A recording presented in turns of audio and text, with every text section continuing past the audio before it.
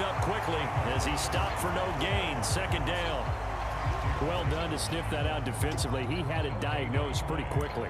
I love that description because diagnosed is perfect on that one. Read his keys, made the play, and he couldn't even get going moving the football.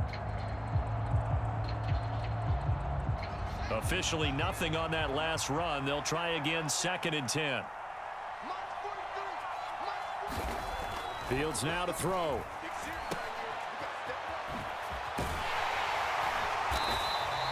They do get a yard there, but only a yard. Leaves him with 3rd and 9 looming. That might feel like a little bit of a lost opportunity there for the offense because the defense brought pressure that time. And sometimes against that, you can get it out to your running back, and it could turn into a big gain downfield. But what a nice job they did getting to him quickly and holding him to a short gain. And some room to roam now. 147 yards rushing for him now as he has been tremendous all day long. I think we're seeing the effect that runs like that are starting to have on this game. They're a little bit slower, that front seven, reacting to the football, almost like body blows in boxing, slowing them down, and they're really starting to take over in this game. So from Philadelphia territory now, here's a 1st and 10 at the 36.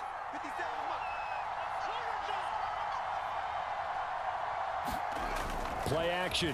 It's Fields. And look at this. They get the turnover they needed. It's intercepted. Picked up by Anthony Harris. And the Eagles are right back in this football game.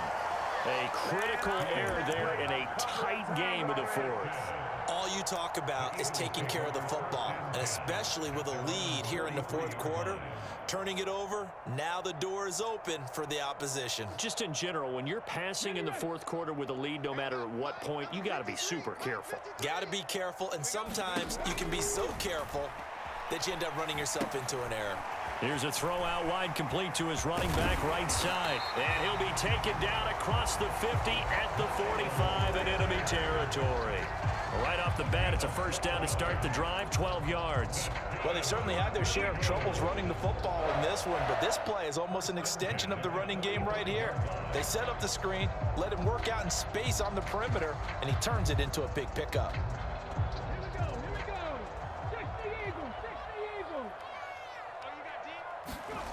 On 1st down, Hurts.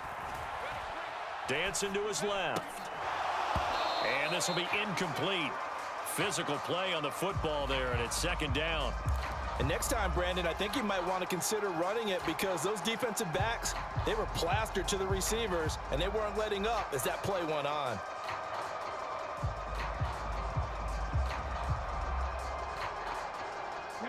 So now 2nd and 10 after the incompletion on 1st down. He'll look to throw. This will be caught by Brown. And they'll wind up getting this one all the way down inside the 20. So the ball down to the 16 here for 1st and 10.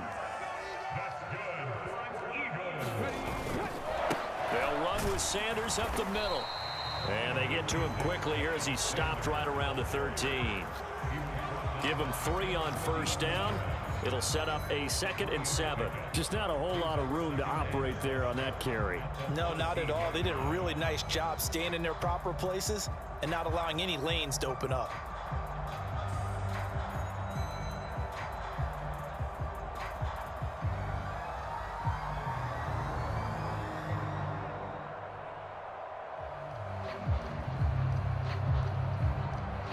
Fourth quarter, 2 minutes on the clock in a tight 1-point game. So it's Eagle football here as we get you reset. They face a 2nd down, but they are in field goal range. Coming up on 2nd and 7.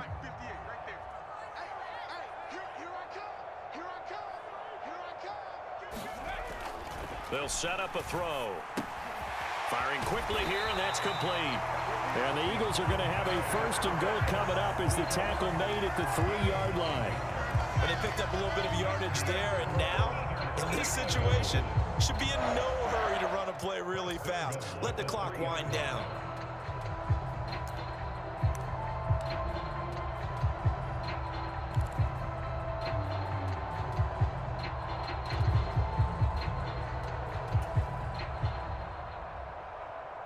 question now, how do they want to work the clock here on 1st and goal? A field goal would give them the late lead.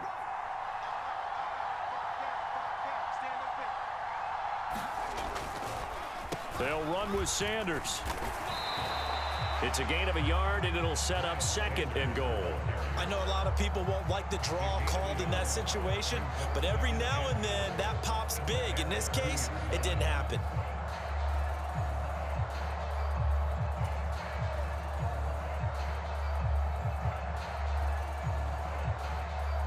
From the 2 now, 2nd and goal.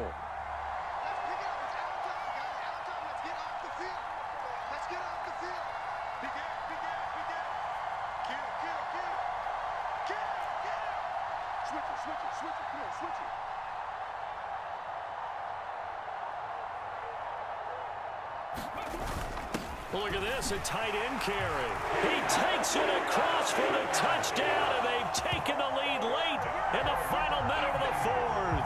Wow, wow. Charles, what a big drive late in the 4th quarter to take this lead.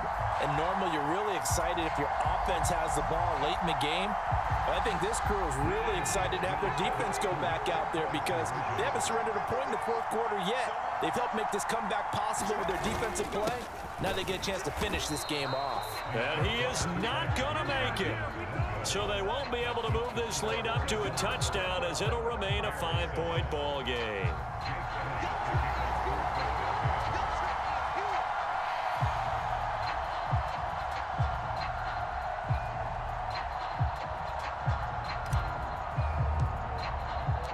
Now after the touchdown, here's Elliott on to kick it away. Taken from about the 12. And a nice return sets him up pretty good here right at the 30-yard line.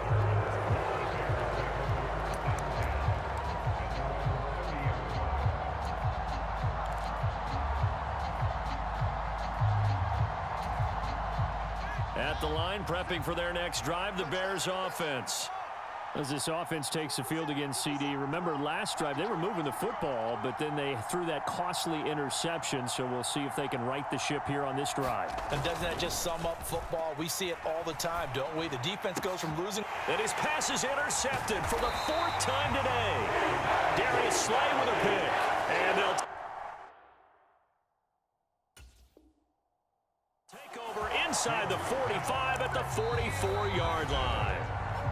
Now the Bears going to call the first of their timeouts as they'll stop him with a little over 30 ticks to go in the football game.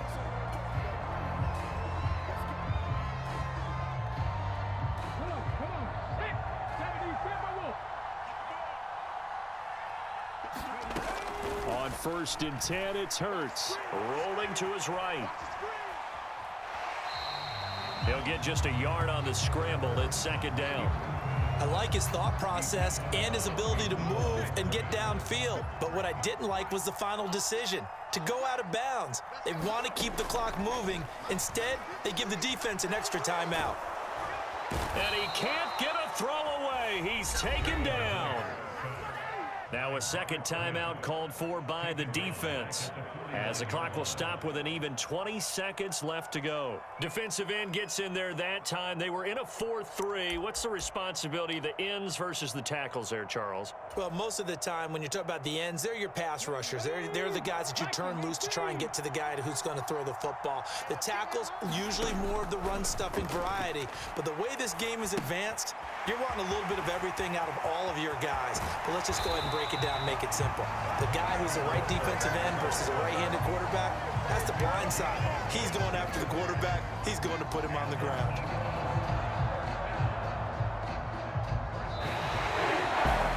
Well, that second half, Charles, a little bit different from the first. Not only did we have the lead change after intermission, but they were able to pitch the shutout in the second half.